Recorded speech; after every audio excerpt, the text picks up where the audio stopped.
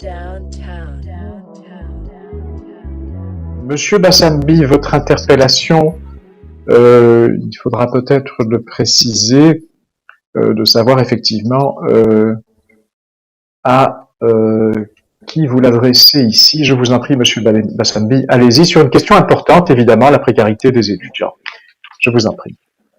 Merci, Monsieur le Président.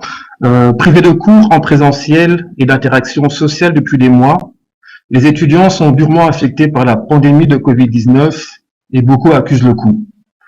En effet, confinés en famille ou isolés dans leur cote, les étudiants sont de plus en plus nombreux à être confrontés à de grosses difficultés financières, pédagogiques et psychologiques, accentuant ainsi les inégalités entre eux dans l'enseignement supérieur. Cette réalité se traduit par ces différents constats. Moins de job pour payer ses études, son cote, sa nourriture, des stages suspendus, voire impossibles à trouver. Il est triste de constater que la précarité de la jeunesse estudiantine existait auparavant, mais on ne la voyait pas. Et aujourd'hui, elle explose et nous semblons tous la découvrir. Dès lors, je souhaiterais vous poser les questions suivantes.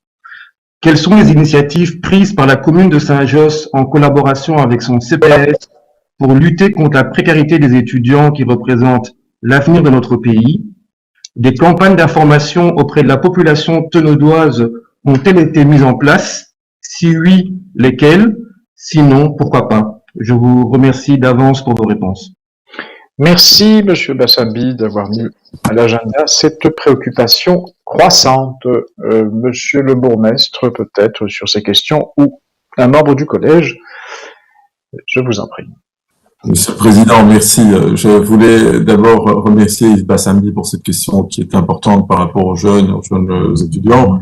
Dire évidemment que tous les volets qui concernent le CPS doivent être traités au Conseil de l'aide sociale, tout comme toutes les questions liées à la police doivent être traitées à la police. Ceci étant, comme il s'agit d'une question qui est à cheval entre la commune et le CPS, je vais y apporter quelques éléments d'éclairage. Tout d'abord, les autorités communales de Saint-Josse avec le CPS ont été attentifs à l'évolution de la crise sanitaire dans notre pays et des besoins qu'elle suscite en matière sociale. Et c'est dans ce cadre-là que nous avons mis ensemble un plan d'urgence sociale et de lutte contre l'isolement avec toute une série de mesures pour accompagner les publics fragilisés. Le CPS mène toutes les actions que vous connaissez, je n'y reviendrai pas, et c'est au CPS évidemment à l'expliquer au Conseil. Et ces aides ne sont pas limitées aux seuls bénéficiaires du droit à l'intégration, mais s'adressent à toute personne qui subit des répercussions de la crise de la Covid-19. Par exemple, certains travailleurs qui ont perdu une partie de leurs revenus doivent faire face à des dépenses supplémentaires, les travailleurs issus de l'économie collaborative, les travailleurs occupés à temps partiel, les étudiants de liste. Je le répète ici, parce que c'est vraiment d'intérêt général, c'est pas que les personnes qui sont dans la précarité qui peuvent s'adresser au CPS, c'est important de le rappeler que dans le cadre du plan d'urgence sociale, tout cela a été prévu. Indépendants, les personnes avec un handicap, les travailleurs des secteurs culturels et événementiels, ces aides seront octroyées aux personnes en état de besoin après analyse évidemment individuelle. Alors, afin de répondre à la question de Yves Bassambi, un aperçu du soutien aux étudiants qui bénéficient des aides et qui n'habitent pas sur Saint-Josse, qui ne sont pas au registre de la population, parce que c'était une des questions qui est au cœur de notre préoccupation. Est-ce qu'à Saint-Josse, on intervient aussi pour quelqu'un qui n'est pas au registre de la population? En effet, un article paragraphe 6 de la loi de 1965 relative à la prise en charge des secours accordés par les centres publics d'aide sociale le permet.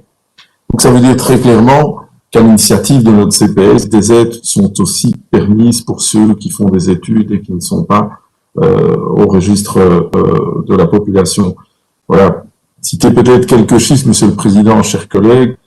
Le CPS de Saint-Josse pour les étudiants, c'est 400 € pour l'achat de matériel informatique, 23 € mensuels par l'abonnement Internet, le financement de cours de soutien de remédiation nécessaires aux évaluations des projets individuels d'intégration sociale, le financement du soutien psychologique, des chèques alimentaires.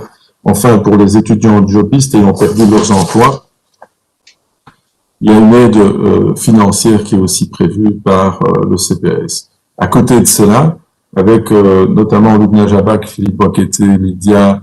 Nous avons aussi prévu des espaces d'études pour les étudiants pendant les blocus, que ce soit dans les bibliothèques, que ce soit dans les espaces de la prévention.